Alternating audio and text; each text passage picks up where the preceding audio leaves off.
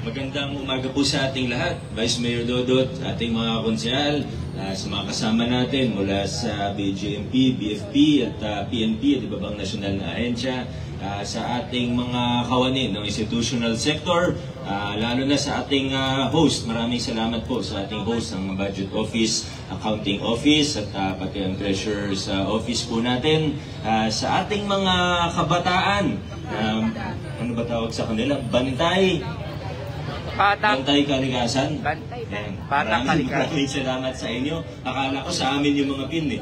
Ikakabit pala namin sa kanila. Pero maraming salamat po sa inyo.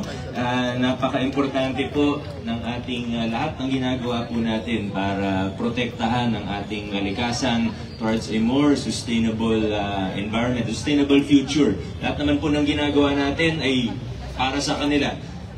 Sa palagay ko, ngayong Happy Earth Day po pala, sa palagay ko, ang pinakamahalagang bahagi po ng ginagawa natin para sa environmental protection. Opo, may mga proyekto tayo, may mga tree planting, may mga ibang events, at maganda po lahat yan, at kailangan gawin po natin yan.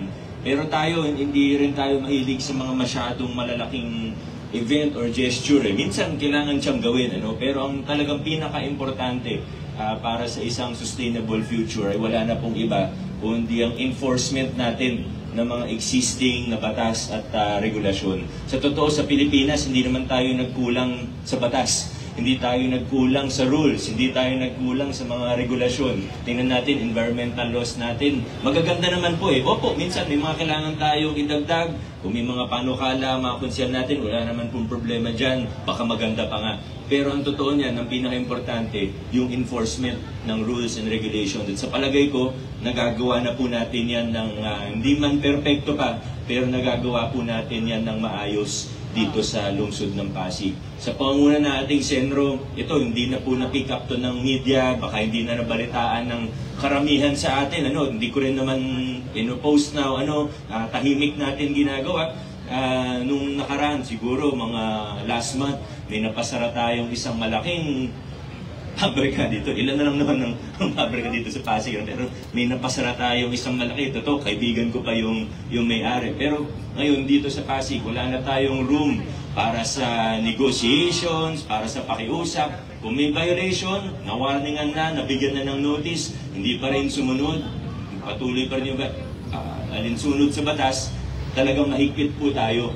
Dahil nakita naman natin lahat ng problema natin sa Pilipinas. Nakita natin yung mga nakakalbong bundok. Nakita natin yung ilog natin na in previous decades talagang namatay yung ilog. Ilog Pasig, Ilog Marikina.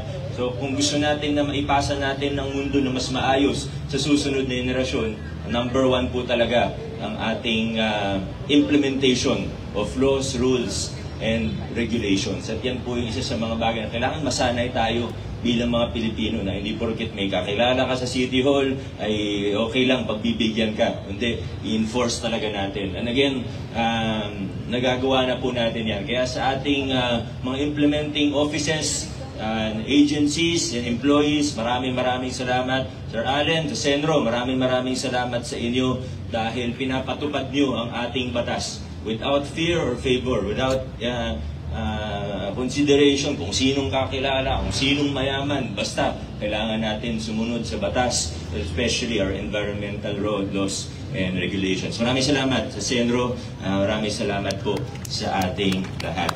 God bless sa atin. Happy Earth Day. Adjourn na po tayo.